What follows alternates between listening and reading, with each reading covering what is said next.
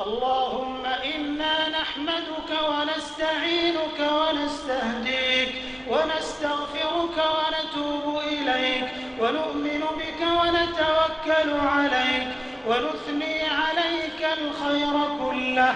لك الحمد أنت قلت وقولك الحق المبين. قل صدق الله فاتبعوا ملة إبراهيم حنيفا ومن أصدق من الله حديثا ومن أصدق من الله قيلا. لا إله إلا الله المتوحد في الجلال بكمال الجمال تعظيما وتكبيرا، المتفرد بتصريف الأمور على التفصيل والإجمال تقديرا وتدبيرا، المتعالي بعظمته ومجده، الذي نزل الفرقان على عبده ليكون للعالمين نذيرا. لا إله إلا الله العزيز الوهاب الغفور التواب، الذي خضعت لعظمته الرقاب وذلت لجبروته الشدائد الصلاب، رب الأرباب ومسبب الأسباب وخالق الناس من تراب ومنزل الكتاب، غافر الذنب وقابل التوب شديد العقاب، ذو الطول لا إله إلا هو عليه توكلت وإليه متاب. ونحن على ما قال ربنا وخالقنا ورازقنا من الشاهدين، ولما أوجب وألزم غير جاحدين، والحمد لله رب العالمين. وصلوات الله وسلامه على خاتم النبيين وإمام المرسلين وعلى آله الطيبين الطاهرين وصحابته الغر الميامين والتابعين ومن تبعهم بإحسان إلى يوم الدين، وعنا معهم برحمتك وكرمك يا أكرم الأكرمين. اللهم لك الحمد على ما أنعمت به علينا من نعمك العظيمة وآلائك الجسيمة، حيث أنزلت إلينا خير كتبك وأرسلت إلينا أفضل رسلك وشرعت لنا أعظم شرائع دينك وجعلتنا من خير أمة أخرجت للناس وهديتنا لمعالم دينك الذي ليس به التباس. ولك الحمد على ما يسرت من صيام رمضان وقيامه وتلاوة كتابك العزيز الذي لا يأتيه الباطل من بين يديه ولا من خلفه، تنزيل من حكيم حميد. اللهم لك الحمد كما هديتنا للإسلام وعلمتنا الحكمة والقرآن. لك الحمد بكل نعمة أنعمت بها علينا في قديم أو حديث أو خاصة أو عامة أو سر أو علانية. لك الحمد بالإسلام ولك الحمد بالقرآن ولك الحمد بالمال والأهل والمعافاة. كبت عدونا وأظهرت أمننا وجمعت فرقتنا، ومن كل ما سألناك ربنا أعطيتنا، فلك الحمد كثيرا ولك الشكر كثيرا. لا إله إلا الله، لا إله إلا أنت سبحانك إنا كنا من الظالمين. اللهم إنا عبيدك بنو عبيدك بنو إمائك نواصينا بيدك، ماض فينا حكمك، عدل فينا قضاؤك. نسألك بكل اسم هو لك سميت به نفسك أو أنزلته في كتابك أو علمته أحدا من خلقك أو استأثرت به في علم الغيب عندك، أن تجعل القرآن العظيم ربيع قلوبنا ونور صدورنا وجلاء أحزاننا وذهاب همومنا وغمومنا وسابقنا وقائدنا ودليلنا إليك وإلى جناتك جنات النعيم. اللهم ذكرنا منه ما نسينا وعلمنا منه ما جهلنا وارزقنا تلاوته آناء الليل وأطراف النهار على الوجه الذي يرضيك عنا. اللهم اجعلنا ممن يقيم حروفه وحدوده ولا تجعلنا ممن يقيم حروفه ويضيع حدوده.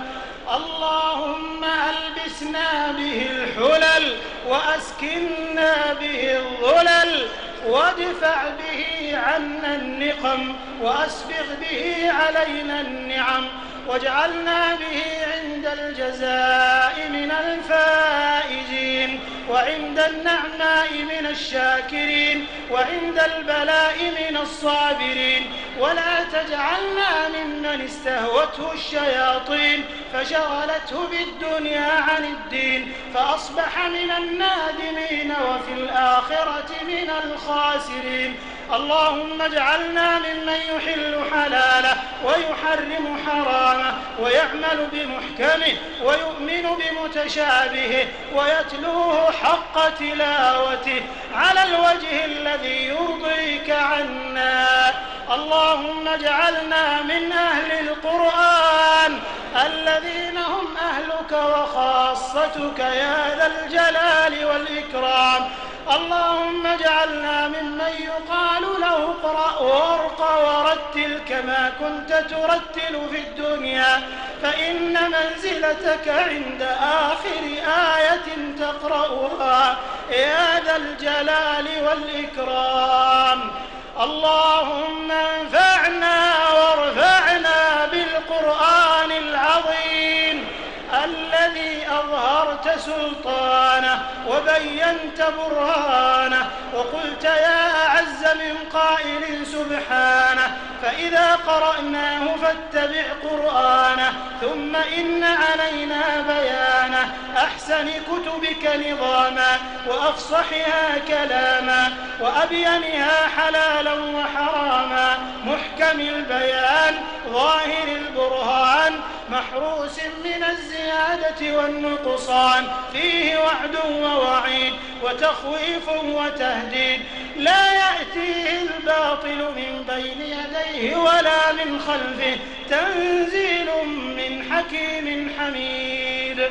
اللهم انقلنا بالقرآن من الشر إلى الخير ومن النار إلى الجنة ومن الشقاوة إلى السعادة ومن الشرك إلى التوحيد ومن البدعة إلى السنة ومن السخط إلى الرضا ومن الفقر إلى الغنى ومن الذل إلى العز ومن جميع الشرور كلها إلى أنواع الخير كلها يا رب العالمين. اللهم اجعلنا بتلاوة كتابك منتفعين وإلى لذيذ خطابه مستمعين ولأوامره ونواهيه خاضعين وعند ختمه من الفائزين.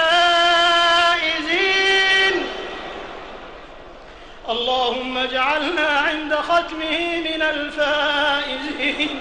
اللهم اجعلنا عند ختمه من الفائزين ولثوابه حائزين ولك في جميع شهورنا ذاكرين ولك في جميع أعمالنا راجين يا رب العالمين.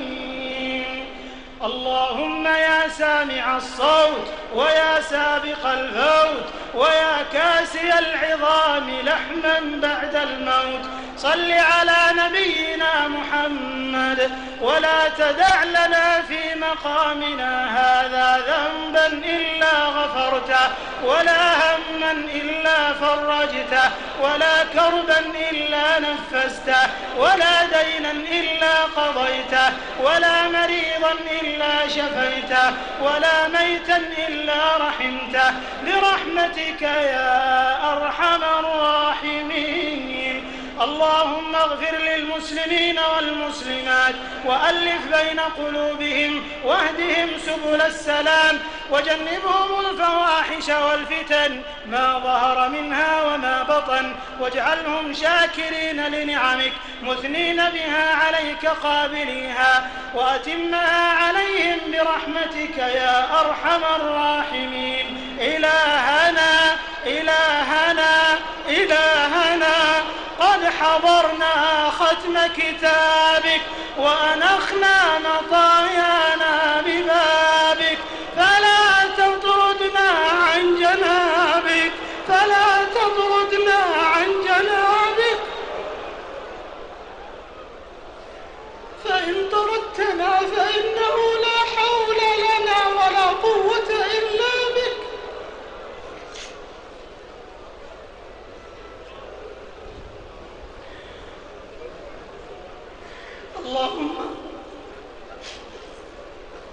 اللهم إنا نسألك الجنة وما قرب إليها من قول وعمل ونعوذ بك من النار وما قرب إليها من قول وعمل. اللهم إنا نسألك رضاك والجنة ونعوذ بك من سخطك والنار. لا إله إلا الله لا إله إلا الله عدد ما مشى فوق السماوات والأرضين ودرج والحمد لله الذي بيده مفاتيح الفرج. يا فرجنا يا فرجنا يا فرجنا إذا أغلقت الأبواب ويا رجاءنا إذا انقطعت الأسباب وحيل بيننا وبين الأهل والأصحاب.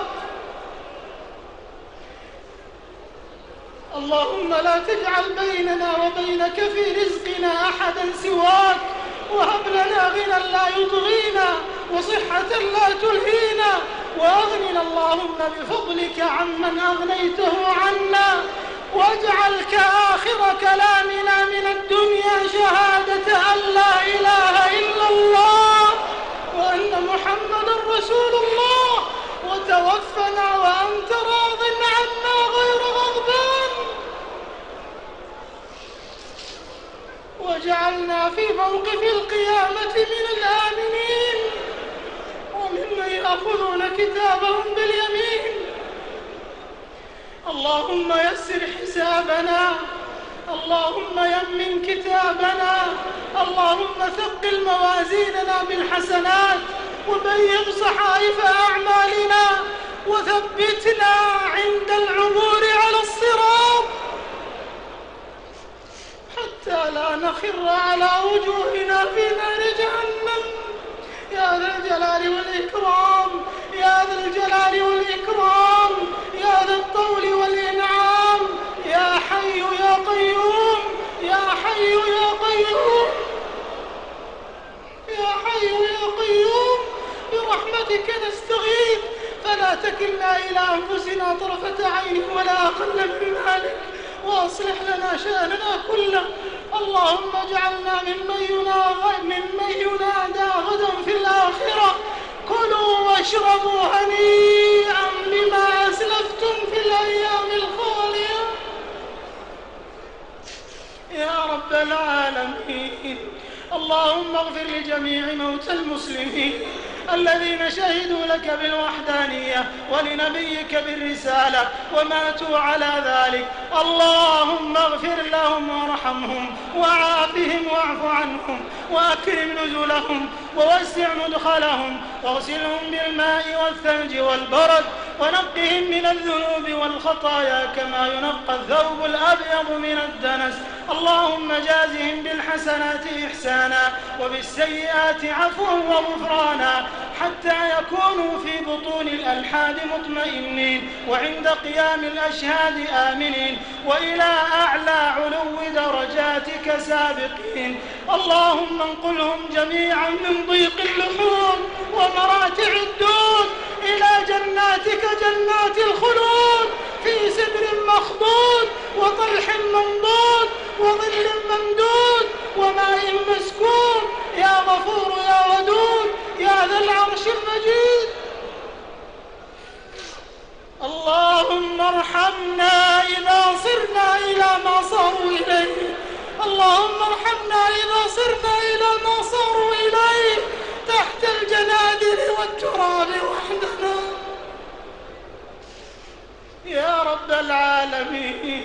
اللهم ثبتنا عند السؤال، اللهم ثبتنا عند السؤال، واجعل القبور بعد فراق هذه الدنيا خير منازلنا، وافسح فيها ضيق ملاحدنا، واجعلها لنا رياضا من رياض الجنة، ولا تجعلها حفرا من حفر النار. اللهم اغفر لنا في ليلتنا هذه أجمعين، اللهم اغفر لنا في ليلتنا هذه أجمعين، اللهم اغفر لنا في ليلتنا هذه أجمعين، وشفع المحسنين منا في المسيئين. اللهم ما أنزلت في هذه الليلة الشريفة من خير وصحة ورزق وسعة رزق وسلامة فاجعل لنا منه أوفر الحظ والنصيب، وما أنزل فيها من شر وبلاء وفتنة فاصرفه عنا وعن المسلمين برحمتك يا أرحم الراحمين.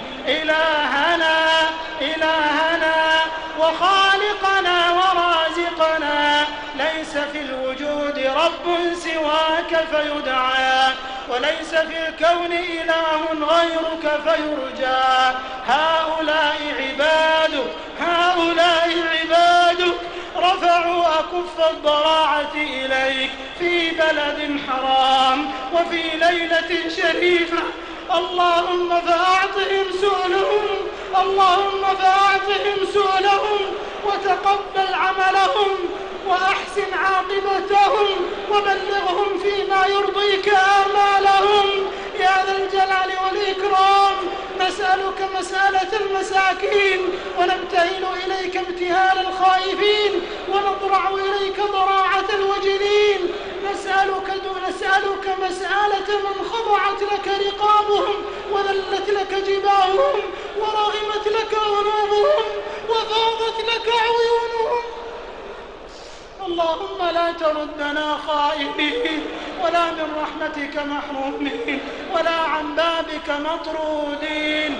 اللهم إنك عفو تحب العفو فاعف عنا، اللهم إنك عفو كريم تحب العفو فاعف عنا، اللهم إنك عفو كريم تحب العفو فاعف عنا.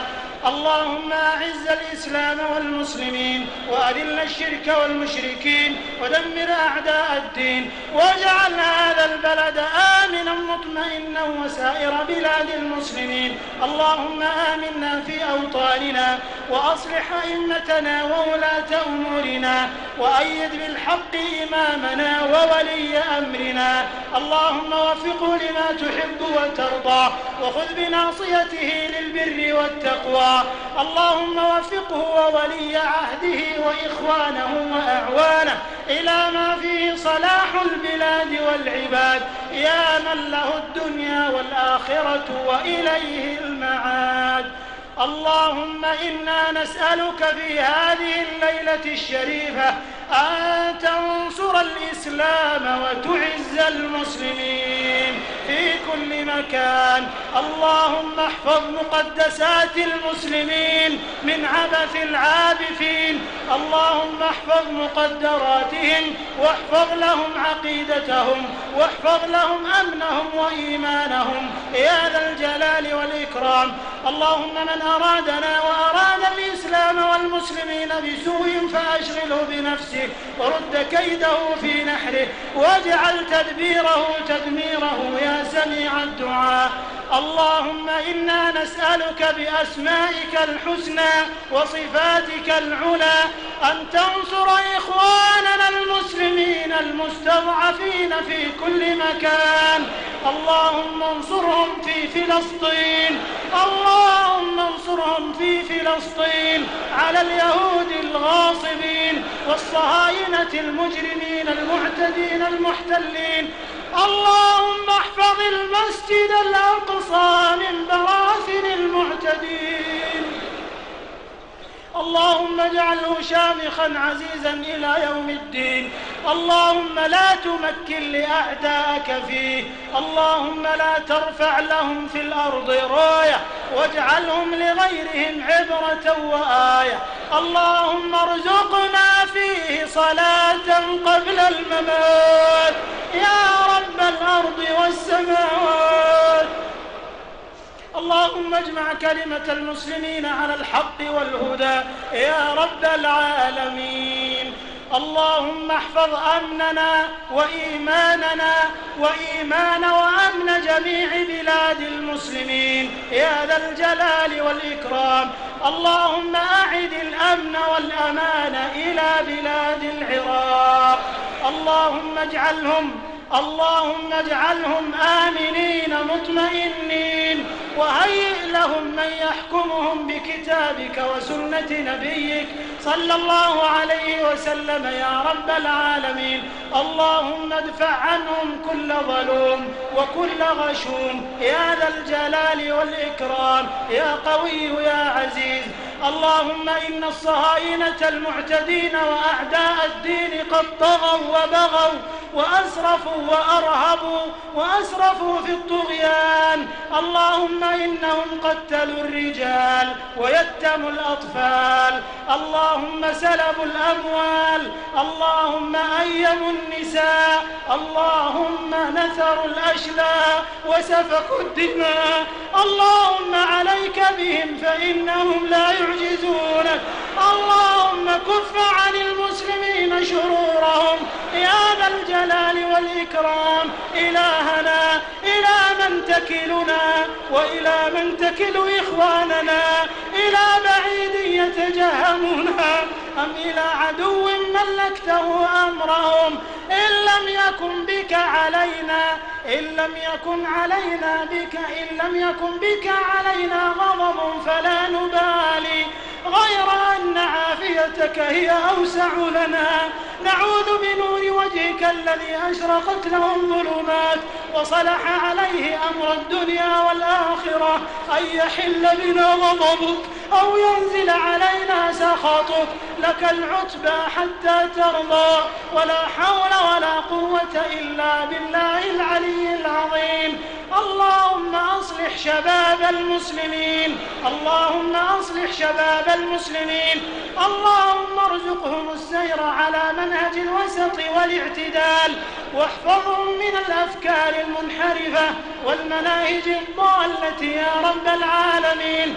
اللهم احفظ نساء المسلمين. اللهم جملهن بالحياء والعفاف والحشمة يا ذا الجلال والإكرام، واحفظهن أن يفتن أو يفتن. اللهم أصلح قادتنا وأيد علماءنا ووفق دعاتنا وقضاتنا ورجال أمننا والمحتسبين منا ورجال الأمر بالمعروف والنهي عن المنكر.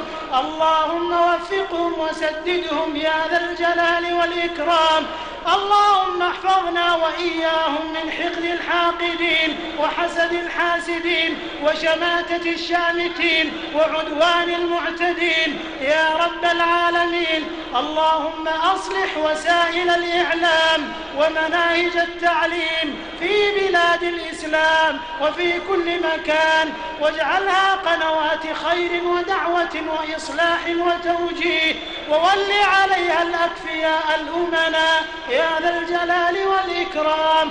اللهم احفظ هذه البلاد وسائر بلاد المسلمين. اللهم احفظها من الشرور والآفات، واجعلها حائزة على الخيرات والبركات.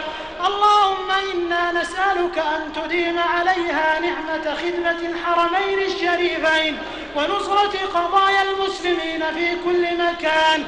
اللهم يا ربنا نسألك أن تكون لإخواننا المسلمين المستضعفين والمنكوبين من الزلازل في باكستان وفي كشمير وفي كل مكان، اللهم ارحم موتاهم، اللهم عاف جرحاهم، اللهم اشف مرضاهم، اللهم اقبل ميتهم يا ذا الجلال والإكرام، اللهم لم شعثهم يا رحيم يا ودود، اللهم إنهم ضعفاء فقوهم وفقراء فأغنهم، اللهم إنهم حفاة فاحملهم وجياع فأطعمهم، اللهم وفق المسلمين لمساعدتهم يا ذا الجلال والإكرام، واجز بالخير من أسهم وشارك وخفف مصابهم يا ذا الجلال والإكرام. اللهم إنا نسألك من الخير كله عاجله وآجله ما علمنا منه وما لم نعلم، ونعوذ بك من الشر كله عاجله وآجله ما علمنا منه وما لم نعلم. اللهم إنا نسألك من خير ما سألك منه نبيك صلى الله عليه وسلم وعبادك الصالحون، ونعوذ بك من شر ما استعاذك منه نبيك صلى الله عليه وسلم وعبادك الصالحون. اللهم اغفر وارحم لمن كان معنا في الأعوام الماضية، اللهم ارحم واغفر لمن كان معنا في الأعوام الماضية، وخص منهم ولي أمرنا وإمامنا الراحل يا ذا الجلال والإكرام، اللهم اغفر له وارحم، اللهم اجعل على قبره الضياء والنور، اللهم اجزه خيرا على ما قدم للإسلام والمسلمين وما عمل من توسعة الحرمين الشريفين ونشر كتابك يا ذا الجلال والإكرام. اللهم ارفع درجاته في المهديين واخلفه في عقبه في الغابرين، وبارك في خلفه يا ذا الجلال والإكرام، واجعلهم نصرة للإسلام والمسلمين برحمتك يا أرحم الراحمين. اللهم اجعل اجتماعنا هذا اجتماعا مرحوما، واجعل تفرقنا بعده تفرقا معصوما، ولا تجعل فينا ولا معنا شقيا ولا محروما. اللهم لا تفرق جمعنا هذا في هذا المكان المبارك وفي هذه الليلة الشريفة إلا بذنب مغفور وسعي مشكور وعمل متقبل مبرور يا عزيز يا غفور يا ذا الجلال والإكرام. اللهم إنا نسألك أن تختم لنا شهر رمضان برضوانك والعتق من نيرانك، والعتق من نيرانك، والعتق من نيرانك. اللهم اعتق رقابنا ورقاب آبائنا وأمهاتنا وأزواجنا وذرياتنا وأقاربنا ومن أوصانا ومن أحبنا فيك ومن أحببناه فيك. اللهم اعتق رقابنا جميعا من النار يا ذا الجلال والإكرام يا ذا الطول والإنعام. ربنا آتنا في الدنيا حسنة وفي الآخرة حسنة وقنا عذاب النار. اللهم أغثنا، اللهم أغثنا، اللهم أغثنا، اللهم أغث قلوبنا بالإيمان واليقين وبلادنا بالخيرات والأمطار يا رب العالمين. اللهم إنا خلق من خلقك فلا تمنع عنا بذنوبنا فضلك. اللهم إنا نستغفرك إنك كنت غفارا فأرسل السماء علينا مدرارا. ربنا آتنا آتنا في الدنيا حسنة وفي الآخرة حسنة وقنا عذاب النار. ربنا تقبل منا إنك أنت السميع العليم، وتب علينا إنك أنت التواب الرحيم، واغفر لنا ولوالدينا ولجميع المسلمين والمسلمات الأحياء منهم والأموات، إنك سميع قريب مجيب الدعوات. سمعنا وأطعنا، سمعنا وأطعنا، غفرانك ربنا وإليك المصير. سبحان ربك رب العزة عما يصفون، وسلام على المرسلين، والحمد لله رب العالمين. وصلى الله وسلم وبارك على نبينا محمد المصطفى والرسول المجتبى والحبيب المرتضى، وعلى آله وصحبه ومن اقتفى. اللهم صل عليه ما ذكره الذاكرون الأبرار، وصل عليه ما تعاقب الليل والنهار، وصل عليه وعلى المهاجرين والأنصار والتابعين ومن تبعهم بإحسان ما تعاقب الليل